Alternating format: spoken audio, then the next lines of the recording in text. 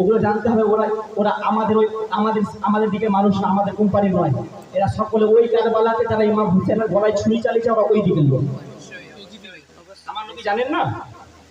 আরে মায়ের পেটে ছেলে আছে না মেয়ে আছে, যদি পীরে দিয়ে পীর গৌসে আজম বলে নিতে পারেন। মায়ের পেটে ছেলে আছে না মেয়ে আছে, যদি গৌসে পাক বলে নিতে পারে, নবীর গোলামের গোলাম হয়। তাহলে আমার নবী জানতেন না?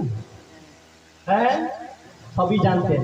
কোরআন শরীফ, কোরআন উঠাও, সূরার নাম সূরা নিসা। আমার আল্লাহ পাক বলেছেন ওয়া আল্লামাকা মা লাম তাকুন তাআলাম। আমার হাবিব তুমি যা যা জানতে না আমি সব জানিয়ে দিয়েছি। কি জানিয়েছে ওটা আল্লাহ জানে, আর কি কি জেনেছেন ওটা নবী ভালো জানে। আল্লাহ ও আল্লাহর রাসূল ছাড়া তৃতীয় কেউ জানে না। যদি বলি সুবহানাল্লাহ। এই জায়গাতে কথা বলাটা কি হবে? মূর্খামো হবে, নিজের ঈমান বরবাদ হবে, নিজের আকীদা বরবাদ হবে। এটাই জেনে রাখো, আমার নবীর মতো না কেউ কাল ছিল, না কেউ আজ আছে, না কিয়ামত পর্যন্ত হতে পারবে।